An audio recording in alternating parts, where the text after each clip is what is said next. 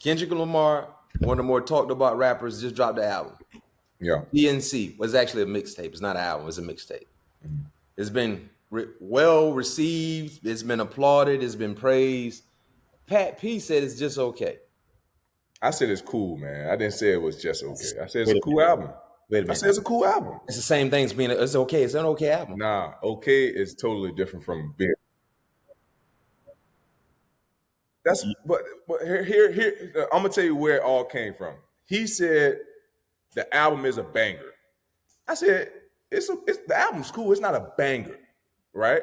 That was my thing. I said what a banger is to me is when you can put a song on from number one and just let it ride out. I feel like I cannot do that with this track, with the Kendrick Lamar album. Not saying the album was whack. I never said the album was whack. I never said Kendrick Lamar is not a dope rapper. I didn't say you said I it. said that I felt like It's this cool. was not a banging. This album wasn't a banger. Then I gave him an example. What I felt what was a banger album was a Future mixtape.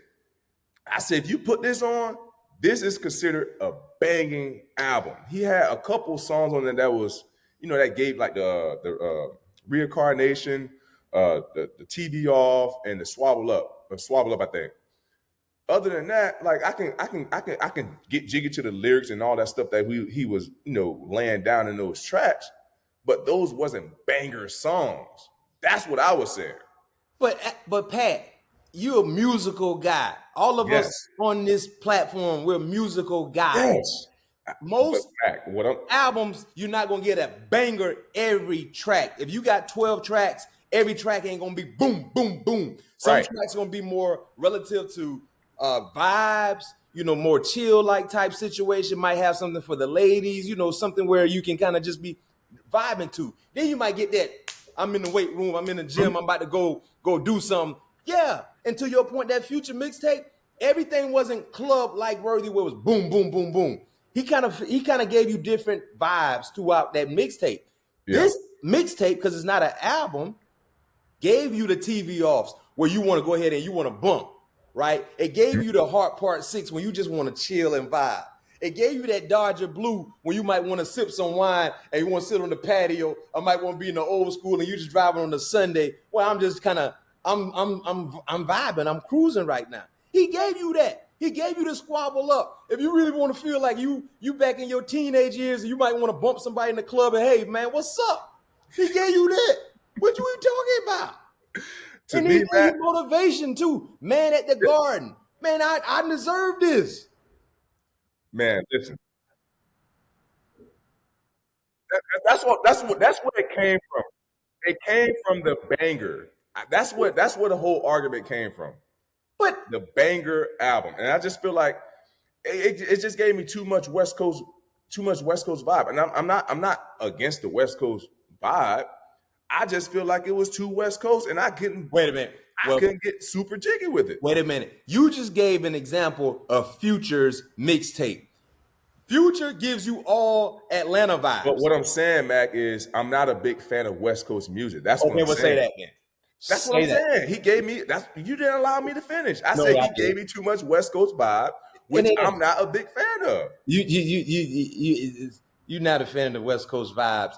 I don't think the entire I like the West Coast, but I'm not gonna go like just in my car just let me listen to some West Coast vibe today. That's why I was telling you like the Kendrick Lamar, it's you might say it's a banger, but for me, I'm not gonna get in my car and be like, let me put the Kendrick Lamar on. Versus if I had like not saying that his album is not better than them. I'm just going by what I like to listen to. Yeah, that's your personal preference. But if I get in my car, I have, if I'm looking for music, I'm looking for a Future. I'm looking for a J. Cole. I'm looking for, it might be time to where I want to listen to Kendrick Lamar. Mm-hmm. But for the most time, I'm not listening to Kendrick Lamar. That's your personal preference. Yeah. But all I was saying is that mixtape I think is because it gives you different. Anytime I listen to music and I listen to different genres, I listen to different people from different places. Like I even listen to E40. You know what I mean? I don't listen to E40 all the time, but I listen to some stuff. But I listen to things like I like Mozzie. I like some of their music out there, but I just can't listen to it a ton. Like it gives you, if you want to get fired up a little bit, he give you that, right? Right. If you want to sit here and really exercise your brain and listen to what the freak he's saying, he gives gonna you give you that. that I as was well. sharing with Hugo that Reincarnated. I had to listen to it like 3 times. When you actually hear him rap, you know exactly the premise of that song. When I listen to it, basically talking about. It sounded like when I listened to it the first time, I think I heard it about a couple times, but it basically talking about how his life was and how his dad tried to make him. And Hey, yeah, yeah. So get this. Initially, I thought the same thing, and this is how strategic and intellectual Kendrick is. I thought the same thing about him growing up, how his dad kicked him out of the house, right? mm-hmm. How he was being rebellious and doing his own thing and trying to figure his own way out. And then as he got older, he realized why his dad kicked him out. Yeah. But then as I listened to it, and I kind of had to listen to it, not doing anything and pay attention, he's actually rewriting a biblical, a monumental thing that happened. And when the devil got kicked out of heaven, that's what he did. Did say something about Lucifer or something like that. Yeah, he basically rewrote that story. And towards the end, if you go back and listen to him, he said, I had to rewrite the devil's story so we can take that's what it was. back. He had to rewrite the devil's story. Yeah, that's what he said. Yeah. So it was like, what the freak? So initially, to your point, I'm thinking he's talking about who he was and why his dad kicked him out. But he's actually talking about God the Father when because remember, at one point in time, the devil was an angel and he was extremely gifted musically. He was, disobedient. Yes, but because he was disobedient, he was rebellious, he was trying to do his own thing. He thought he was bigger than the cause. He got kicked out of heaven, came down to earth where he ruled earth, and he ruled it with music and other influential, other sinful influences as well. So when he did that, I'm like, what the freak? And even with Gloria, that song when he talked about Gloria, I thought he was talking about his old lady. He wasn't talking about his old lady. He was talking about his pen. Yeah, I knew that one because he's talking about him writing stuff down and his love with his pen and all that type stuff. Yeah. So those are things like for me, when you listen to a guy like Kendrick, you will miss exactly his point if you in the weight room. Because usually I listen to new albums when I'm working out because I have a long time in there I can listen to it. But with him, it's like this man actually. And now you really appreciate the creativity. But I get what you're saying. Well, all I'm saying is, regardless of what your vibe is, regardless of what it is. Now, and if you ask me this, like if he's a top 10, top 5 rapper, no doubt about it. Like to your point, like you said, the way he's able to put his projects together, the way he's able to put words together, the lyrics that he's able to lay down. Like he's a musical genius. I'm not doubting that at all. It's just we had the argument of it being. Yeah, because Pat, you know how it is. Where we from? When you say, "Oh, it's just okay," you kind of low key saying. I didn't even say it was okay. I said it's a cool album, man.